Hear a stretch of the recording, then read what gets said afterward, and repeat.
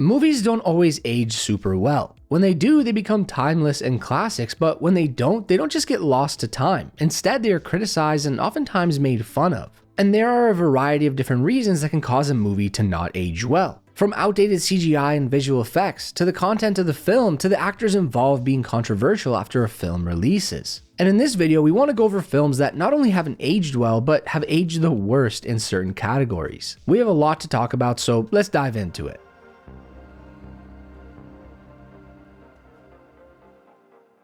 Actors and directors aren't perfect. No one is, but some stand out above the rest for the questionable and controversial things they did. And sometimes these acts result in movies that were once loved having their reputation tarnished. So in this section, we want to go over movies that when you look back at them, haven't aged well because the people involved did or said something controversial. But there are so many people that could be painted in an unfavorable light, and we didn't want this section to just be us listing a huge number of movies. If we did, we could talk about movies like The Flash with Ezra Miller, who was accused of all sorts of things from disorderly conduct to harassment, or Social Network with Armie Hammer, who was accused of various things ranging from cannibalism to abusing his partners. No, instead we wanted to pick movies that had a story or contained subject matter related to what the person may have done that makes it so much worse when rewatching. We're talking about movies like The Graduate, where Dustin Hoffman is on the receiving end of an older woman trying and successfully seducing him. The Graduate is a classic. It was successful both with critics and at the box office. But when rewatching it today, it feels a bit weird because in reality, Dustin Hoffman was on the opposite side of his on-screen persona situation, but much worse.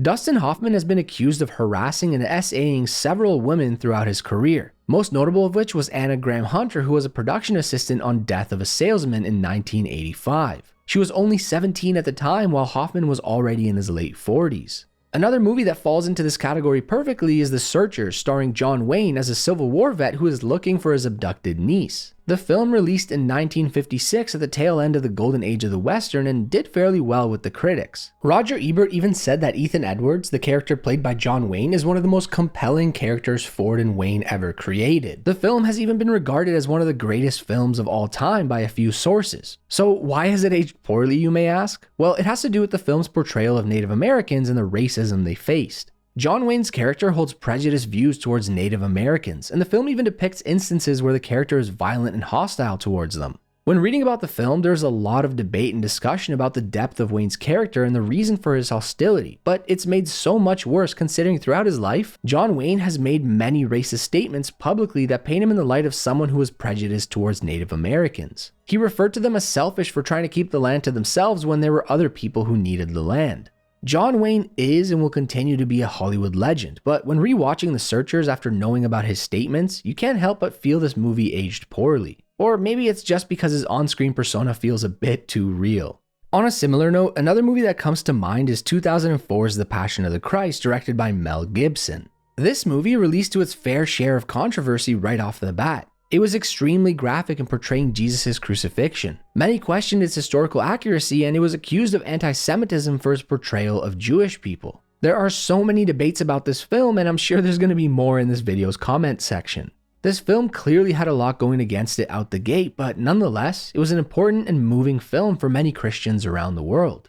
But when thinking about the movie now, knowing that Mel Gibson directed it, it starts to feel a bit weird. Mel Gibson has made many public anti-Semitic remarks. When arrested for a drunk driving incident in 2006, he made derogatory comments, including anti-Semitic remarks against the arresting officer who was Jewish. These comments painted him in a poor light in Hollywood going forward, despite him acknowledging his behavior and comments as being inappropriate and expressing regret. Knowing that this film was directed by someone who might have had these underlying feelings towards Jewish people really tarnishes the legacy of the film. But the movie that we think is the worst example of aging poorly because of those involved is 1999's American Beauty, starring Kevin Spacey. When the film came out, it received widespread critical acclaim and even won multiple Academy Awards, including Best Picture and Best Actor for Kevin Spacey. Spacey played Lester Burnham in this film, a middle-aged man who is experiencing somewhat of a midlife crisis. He becomes interested in his 16-year-old daughter's friend Jane and starts having fantasies about her. I won't go into too many details of the plot because you've probably already seen it and I don't want to risk getting this video demonetized, but since the movie's release, and especially in more recent years, it's come to light that in the past, Kevin Spacey has made advancements on, at the time, 14-year-old actor Anthony Rapp while Kevin Spacey was 26. He has since apologized and has come out as gay, but the apology didn't do much to save his image. Following Rapp's accusations, multiple other individuals came forward with their own allegations of sexual misconduct against Spacey. Spacey has denied many of these allegations, but this movie is the worst example of aging poorly because of the people involved. It's hard to watch this film today without thinking about all the things that came to light after the film's release, especially considering what Spacey's character in the film was doing.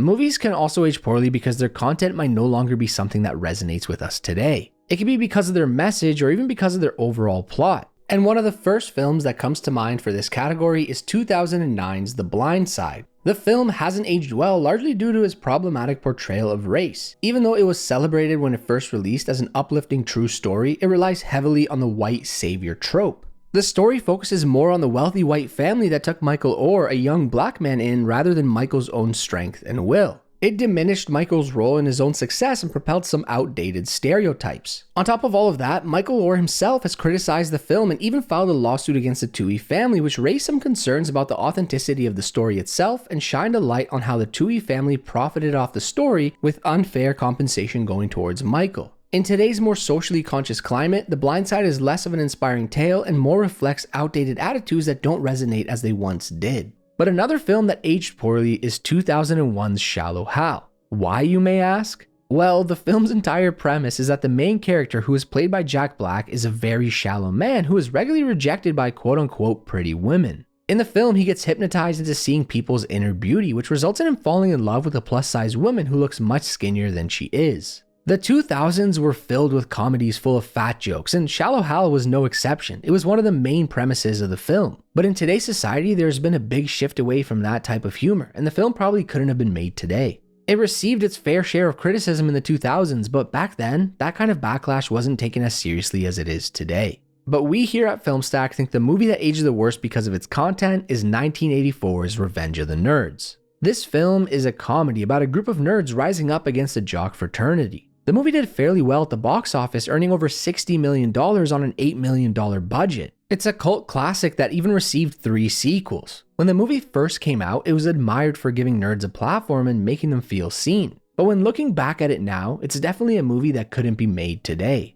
It's a comedy filled with racism, homophobia, and the sexual R word that I don't want to say in case people are sensitive to it and I don't want to risk getting demonetized. But for context, one of the nerds tricks a woman into being intimate with him by stealing her boyfriend's Halloween costume and pretending he is her boyfriend. The movie also leans into disrespectful stereotypes and over time has had his legacy tarnished because of all of this.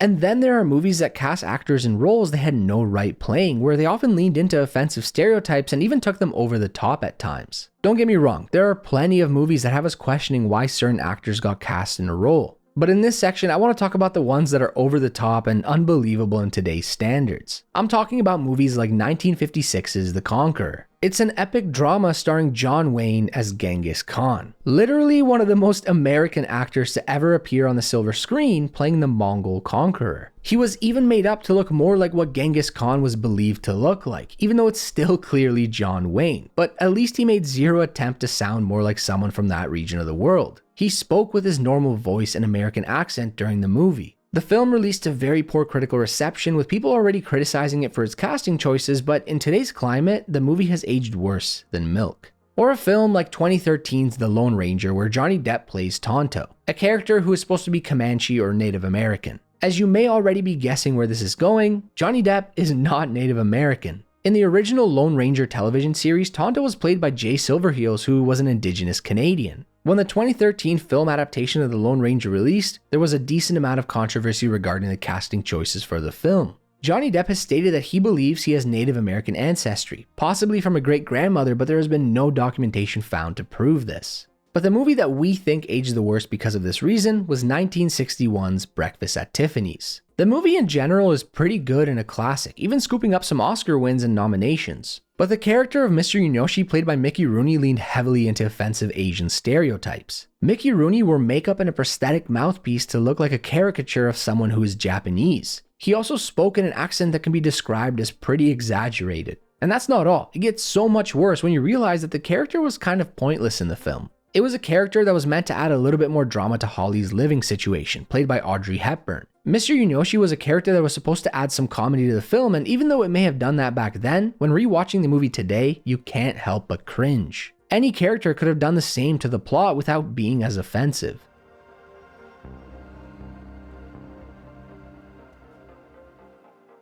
And now we're going to talk about one of the most obvious reasons that films don't age well, their visual effects. Visual effects are tricky. They're not like different filming techniques or different film stocks. Yes, you can obviously tell which films are from the 70s versus the 2000s, but those differences don't take you out of the film. CGI can date a film immediately. When CGI is used well, it can stand the test of time. Things like the T-Rex scene from Jurassic Park or the T-1000 from Terminator 2 Judgment Day come to mind. But when subpar, they can really cause a film to age poorly. But we don't want to just list a bunch of movies that have bad CGI right out the gate. If we did, we could talk about films like 2001's The Mummy Returns and the scene with the Scorpion King. The CGI in that scene looked pretty bad back then, and today it's just laughable. Or 2002's Die Another Day, where James Bond is parachuting and surfing down a tsunami. It's not just the effects that are bad in that scene, it's also the physics. The entire thing just seems off. No, in this section, we want to talk about films that at the time had visual effects that were absolutely revolutionary and mind-blowing, but when rewatching them back, don't hold up to modern standards and maybe even look funny.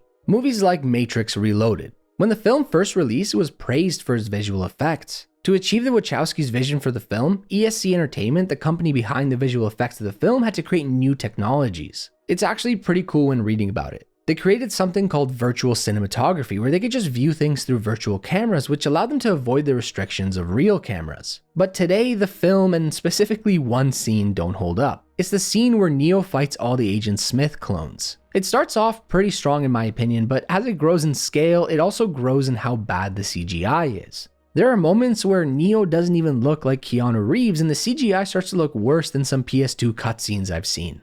Another film whose CGI didn't age super well is the original Harry Potter film from 2001. When the film first came out, the CGI and visual effects were received positively, and it was praised for bringing the magical world to life on the silver screen. From all the spells to the flying on broomsticks to the unique creatures, Harry Potter quickly became the childhood fantasy of many. But my oh my, when rewatching it these days, it's a bit surprising. A lot of things look pretty bad in today's standards. From things like the broomstick flying where the physics, the CGI, and the green screen look off to the creatures. Especially that troll scene in the bathroom. It looks pretty awful in today's standards. But the movie that we think aged the worst when it comes to its visual effects is actually a movie that started many trends and had many different technologies developed for it to make it possible. And that is Star Wars Episode 1, The Phantom Menace. This movie has a dedicated spot in my heart because it's my childhood Star Wars film. It's the one that got me into the entire franchise and gives me so much nostalgia that it's ridiculous. And I'm happy that the prequel trilogy has been getting more love and respect after all of the sequels. But there is no denying that even though the film was revolutionary at the time, it really shows its age. But I claim it has a charm to it. Today, the movie looks more like a 3D animated film with some real people sprinkled in here and there. George Lucas wanted to yet again push the envelope in what was possible when it comes to visual effects, similar to what he did with the original trilogy. Now, the originals don't look perfect either, but they are more grounded in reality, which leads them to feeling less outdated than the visuals in Episode 1. Episode 1 also laid the groundwork for a lot of visual effects we see today. But that's the risk. When you depart from using visual effects, you also risk unrealistic physics, video game looking graphics, and overall a sense of disconnect. But despite everything I just said, I rewatched this movie a couple of weekends ago, and despite all the jank, I could still get fairly immersed in it. And there we have it. Those are some of the movies we think aged the worst because of various reasons. Are there any films in one of the categories we talked about that you think aged even worse? Leave a comment down below. Thanks for watching. If you like this video, make sure to hit that like button and subscribe so you don't miss out on more great content. We also have a Patreon with some cool perks if you want to support us further over there. But until next time, have a good one.